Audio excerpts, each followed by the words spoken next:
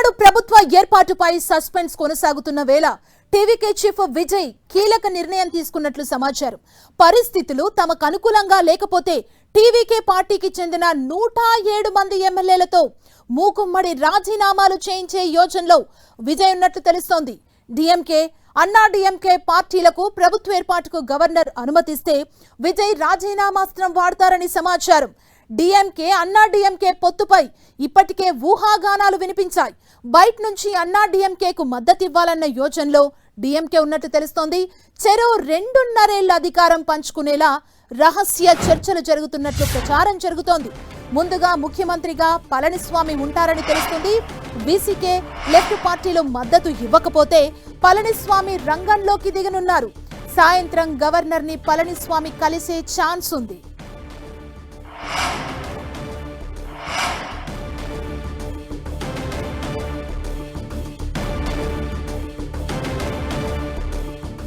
ప్రభుత్వ ఏర్పాటుపై తమిళనాడులో సస్పెన్స్ కొనసాగుతోంది. ఇదే అంశానికి సంబంధించి మరింత సమాచారం మా ప్రతినిధి మురళి మనకు అందిస్తారు. మురళి, అంటే తమిళనాడు రాష్ట్ర రాజకీయాలు గంట గంటకు మారిపోతున్నాయి. మనకు తెలిసి ఈవేళ కీలకమైన వామపక్షాల భేటీ ఉంది, అట్లాగే వీసీకే పార్టీ సమావేశం ఉంది. ఈ సమావేశం ద్వారానే వారు ఎటు వెళ్ళాలి అంటే విజయ్ పార్టీకి మద్దతు ఇవ్వాలా లేక టీవీకే మా డిఎంకే కూటమిలోనే ఉండాలా అన్న విషయమై కీలక నిర్ణయం తీసుకోబోతున్నారు.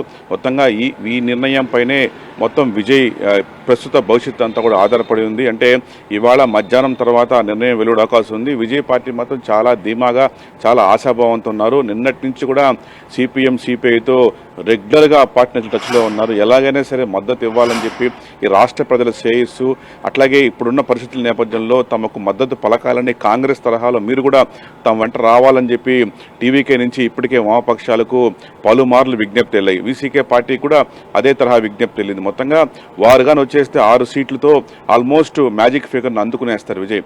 కానీ ఆశ్చర్యకరంగా అక్కడి నుంచి ఇంకా కూడా ఎట్లాంటి స్పందన లేదు. మధ్యాహ్నం తర్వాతే అక్కడ నిర్ణయం వెలువడే అవకాశం కనిపిస్తుంది. అయితే ఈ మొత్తం పరిణామాల నేపథ్యంలో విజయ్ కొంత ఒక రకంగా డిప్రెషన్కి వెళ్ళిపోయారు. అంటే ఇంత జరిగినా, అధికారి ఇంత దగ్గరికి వచ్చినా కూడా చివరికి అందుకోలేని పరిస్థితి, ముఖ్యమంత్రి కాలేని పరిస్థితి విజయ్లో కనిపిస్తోంది. ఈ నేపథ్యంలో ఒకవేళ ఇవాళ కానీ ఏదన్నా వామపక్ష పార్టీలు తనకు మద్దతు ఇవ్వని పక్షంలో, అట్లాగే ఒకవేళ ఇవ్వకపోతే పళనిస్వామి ఈ సాయంత్రం గవర్నర్ను కలుస్తారని, తామకు బలం నిరూపించుకునేందుకు అవకాశం కల్పించాలని ఆయన బయట నుంచి డిఎంకేల మద్దతు కూడగట్టారని ఒక ప్రచారం జరుగుతోంది. అదే జరిగి ఆ వాదనతో కనుక గవర్నర్ ఏకీభవించి వారికి ప్రభుత్వ ఏర్పాటు అవకాశం కల్పిస్తే కనుక మూకుమ్మడిగా ఎంటైర్ 107 మంది టీవీకే ఎమ్మెల్యేలు రాజీనామా చేయాలని విజయ్ భావిస్తూ ఉన్నారు. వారి చేత రాజీనామా చేసేలా వారిని ఒప్పించే ప్రయత్నం చేస్తున్నారు. ఎందుకంటే ప్రజలు పట్టం కట్టింది మనకు, ప్రజలు అధికారం ఇచ్చిన టీవీకే పార్టీకి, ప్రజలు ముఖ్యమంత్రి కావాలని కోరుకున్నది విజయ్ని. 100కు పైగా సీట్లు సాధించిన ఏకైక పార్టీ టీవీకే మాత్రమే. అట్లాంటి ప్రజా తీర్పును కాలరాసేలా గవర్నర్ గాని వ్యవహరిస్తే ఇక మధ్య మార్గంగా చివరి అస్త్రంగా చివరకు మూకుమ్మడిగా అందరూ రాజీనామా చేసేవాళ్ళని ఒక నిర్ణయంలో విజయ్ ఉన్నట్టుగా తెలుస్తుంది. అదే జరిగితే ఇక దేశవ్యాప్తంగా అంశం మరింత సంచలనం అవుతుంది. ఒక రకమైన రాజకీయ, రాజ్యాంగ అనిశ్చితికి అవకాశం కల్పించినట్లుగా అవుతుంది. మరి చూడాల్సింది ఇవాళ సాయంత్రం కల్లా ఈ పరిణామాల చకచక మారే అవకాశం ఉంది. ఎందుకంటే ప్రత్యేకించి అన్నా డిఎంకేలో పళనిస్వామి మాత్రం ఏమాత్రం తగ్గట్లేదు.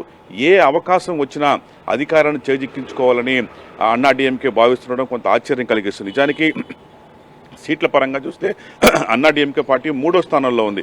కాబట్టి వారికంటే ముందు టీవీకే ఉంది, ఆ పైన డిఎంకే ఉంది. డిఎంకే 59 స్థానాలు ఉంది, అన్నా డిఎంకే 47 స్థానాలు ఉంది. కానీ 47 అంకితో కూడా ముఖ్యమంత్రి అయిపోవాలని అన్నా డిఎంకే భావిస్తుండడం కొంత ఆశ్చర్యం అనిపిస్తుంది. అయితే ప్రత్యేకించి అన్నా డిఎంకేకి డిఎంకే నుంచి కొంత భరోసా ఉంది.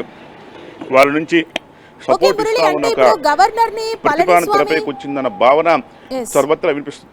అంటే ఇప్పుడు గవర్నర్ ని పళనిస్వామి కలిసే అవకాశం ఉన్నట్లుగా కూడా వార్తలు వస్తున్నాయి కదా. ఎందుకంటే వీరిద్దరూ కలవబోతున్నారు, అధికారాన్ని కూడా చెరో 2.5 ఏళ్లు పంచుకోబోతున్నారనే వార్తలు వస్తున్న నేపథ్యంలో పళనిస్వామికి గవర్నర్ అపాయింట్మెంట్ దొరికిందా? ఈ రోజే గవర్నర్ ని కలిసే అవకాశం ఉందా పళనిస్వామి?